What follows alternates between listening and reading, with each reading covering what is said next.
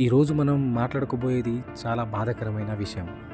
ఆంధ్రప్రదేశ్ మదనపల్లిలో జరిగిన ఒక ఘటన, ఒక చిన్నారి జీవితం ఎలా ముగిసిందో, దాని వెనకాల అసలు నిజమేంటో ఈ వీడియోలో తెలుసుకుందాం. ఒక సాధారణ రోజు. ఆ చిన్నారి తన ఇంటి దగ్గర ఆడుకుంటుంది. సాయంత్రం అయ్యేసరికి ఇంటికి రాలేదు. తల్లిదండ్రులు చుట్టుపక్కల వెతికారు, బంధువుల్ని అడిగారు, కానీ ఎలాంటి సమాచారం దొరకలేదు.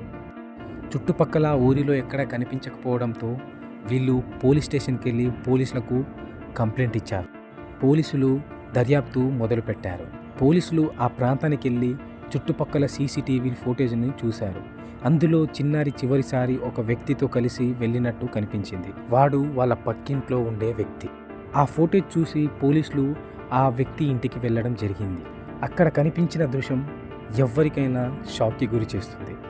ఒక నీటి డ్రమ్ములో ఆ చిన్నారి మృతదేహం, ఆమెపై దారుణమైన నేరం చేసి ఆ తర్వాత హత్య చేసినట్టు విచారణలో తేలింది.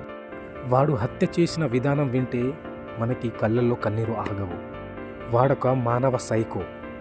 ఆ పసి పాపని అత్యాచారం చేసి నీళ్లతోని నిండి ఉన్న ఆ డ్రమ్ములో పెట్టి హత్య చేశాడు. వీడొక మానవత్వం లేని కుక్క. వీడి పేరే కులవర్ధన్. అయితే పోలీసులు వీడిని అరెస్ట్ చేశారు. ప్రజల్లో కోపం పెరిగిపోయింది. రోడ్లపై నిరాశనలకు దిగారు.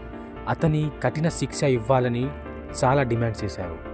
ఆ ఊరి ప్రజలకి వీడు దొరికి ఉంటే వీడిని అక్కడికక్కడే కుక్కని చంపినట్టు చంపేసేవాళ్ళు. పోలీసుల కస్టడీలో ఉన్న వీడు తప్పించుకున్నాడు. కొన్ని గంటల తర్వాత ఒక చెరువులో శవమై తేలాడు. వాడి శవం చూసి పోలీసులు వాడు ఆత్మహత్య చేసుకొని చనిపోయాడు అని చెబుతున్నారు. చట్టం తన పని తను చేయకముందే ప్రకృతి వాడి శిక్షను అమలు చేసినట్లు ప్రజలు భావిస్తున్నారు. వీడిలాంటి వాళ్ళు గల్లీకొకరు ఉండొచ్చు. ఈ ఇన్సిడెంట్స్ అన్నీ చూస్తుంటే ఈ రోజుల్లో ఎవరిని నమ్మాలో కూడా అర్థం కావట్లేదు. ఈ సైకో లాంటి వాళ్ళు మన చుట్టుపక్కలే ఉండొచ్చు. సో మీ పిల్లల్ని ఎవరితోని పంపకండి. ఇలాంటి సంఘటన ఇంకోటి జరగకముందే ఈ వీడియో 10 మందికి షేర్ చేసి వాళ్ళ పిల్లల్ని సేఫ్గా ఉంచుకునేటట్టు చూడండి. ఇలాంటి ఇన్ఫర్మేటివ్ వీడియో కోసం మన ఛానల్ని సబ్స్క్రైబ్ చేయండి.